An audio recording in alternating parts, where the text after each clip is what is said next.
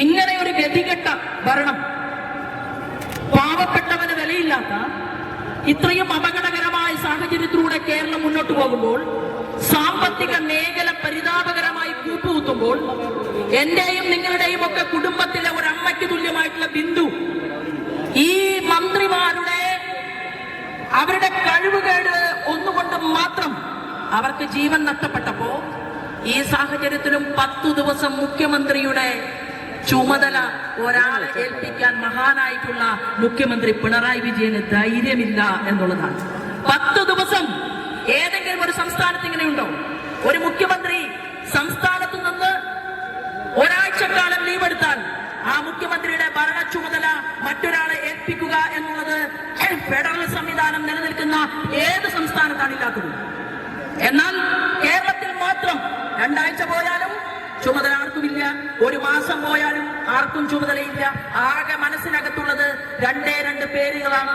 ഒന്ന് റിയാസിന്റെ പേരാണ്, മറ്റൊന്ന് വീണയുടെ പേരാണ്. അതുകൊണ്ടാണ് ആരോഗ്യ വകുപ്പ് മന്ത്രിയുടെ പേര് വീണയായതുകൊണ്ടാണ് വീണയെ മാറ്റാൻ ഒരു മടി. കാരണം ഊണിലും ഉറക്കത്തിലും വീണയെ വീണയെ വീണയെ എന്ന് വിളിച്ചുകൊണ്ട് മുന്നോട്ട് പോകുന്ന ഒരു മുഖ്യമന്ത്രി. ഈ ആരോഗ്യ വകുപ്പ് മന്ത്രി വീണയ്ക്കെതിരായിട്ട് ഫേസ്ബുക്കിൽ പോസ്റ്റ് ഇട്ട സഖാക്കൾക്കെതിരെ നടപടിയെടുക്കാൻ തീരുമാനിച്ചിരിക്കുകയാണ് കേരളത്തിൽ. ആരാ ഇതിന് നേതൃത്വം കൊടുക്കുന്നത്? മാർക്സിസ്റ്റ് പാർട്ടിയുടെ സംസ്ഥാന ഘടകം തീരുമാനിച്ചിരിക്കുകയാണ്. വീണയ്ക്കെതിരെ ഫേസ്ബുക്ക് പോസ്റ്റ് ഇട്ടവരെ ചുമതലക്കാരായിട്ടുള്ള ആളുകളാണെങ്കിൽ അവരെ ചുമതലയിൽ നിന്നും നീക്കണമെന്നാണ്.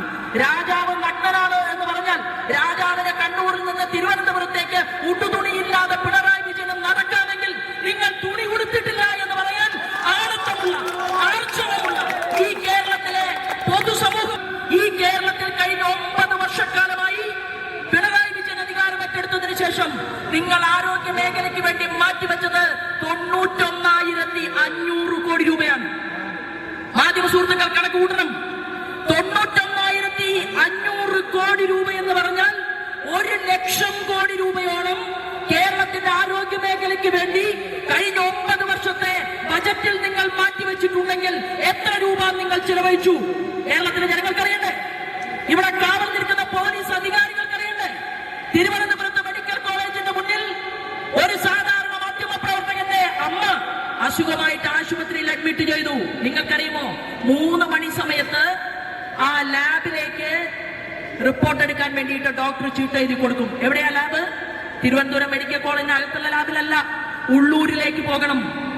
അമ്മക്കൊറ്റയ്ക്ക് കാവലിരിക്കുന്ന ആ മാധ്യമ സുഹൃത്ത് 90,000 രൂപ നൂലിനും സൂചിക്കും ഉൾപ്പെടെ 90,000 രൂപ എണ്ണിക്കൊടുത്തുകൊണ്ടാണ് തിരുവനന്തപുരം മെഡിക്കൽ കോളേജില് ആ പാവപ്പെട്ട അമ്മയുടെ ശസ്ത്രക്രിയ നടത്തിയത് എന്നുള്ളതാണ്. പേര് ഞാൻ മനഃപൂർവ്വം പറയാതിരിക്കുകയാണ്.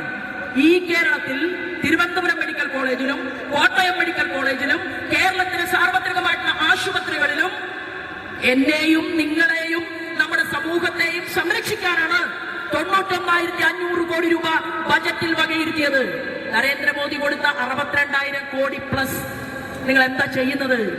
ഈ പണമെല്ലാം നിങ്ങൾ എന്താ ചെയ്യുന്നത്? തിരുവനന്തപുരത്ത് MRI സ്കാൻ എടുക്കാൻ ചെന്നാൽ സൗകര്യമില്ല, 6 മാസം കഴിയണം. ഒരാൾ ക്യാൻസർ ബാധിച്ചുകൊണ്ട് അദ്ദേഹത്തിന് ക്യാൻസർ ഉണ്ടോ എന്നുള്ള പരിശോധന നടത്താൻ വേണ്ടി ബയോപ്സിക്ക് വേണ്ടിയിട്ട് ഡോക്ടർ ടെസ്റ്റ് എഴുതിയിട്ട് അതിന്റെ റിസൾട്ട് വരണമെങ്കിൽ 7 മാസം കഴിയണം. നിങ്ങൾ ആലോചിച്ച് നോക്കണം. ഈ കേരളത്തിലെ സർക്കാർ ആശുപത്രികളിലെ ദുരിതമാണിത്. നിങ്ങൾ എന്താണ് കേരളത്തിൽ ചെയ്തുകൊണ്ടിരിക്കുന്നത്? കേരളത്തിൽ ഒരു പ്രതിപക്ഷ നേതാവ് ഉണ്ടായിരുന്നു.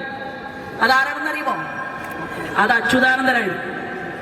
ഈ മഹാൻ മുഖ്യമന്ത്രിയുടെ കസേരയിൽ കയറുന്നതിന് മുൻപും ഈ മഹാനായിട്ടുള്ള പിണറായി വിജയൻ മുഖ്യമന്ത്രി കസേരയിൽ ഇരിക്കുമ്പോഴും അച്യുതാനന്ദൻ ആരോഗ്യമുള്ള സമയത്ത് ഞങ്ങളൊക്കെ പുറത്ത് സമരം ചെയ്യുമ്പോ ആ പാർട്ടിയുടെ ചർച്ച ചെയ്യാനും പ്രതിഷേധിക്കാനും ഇത് പാവപ്പെട്ടവന്റെ കൂടി കേരളമാണ് എന്ന് പിണറായി വിജയൻ മനസ്സിലാക്കണമെന്ന് പറയാനും ഒരു അച്യുതാനന്ദൻ ഉണ്ടായിരുന്നു. അച്യുതാനന്ദൻ എന്ന് താഴെ വീണു പോയോ അന്ന് തുടങ്ങി തമ്പുരാന്റെ ജന്മി കുടിയാൻ വ്യവസ്ഥിതി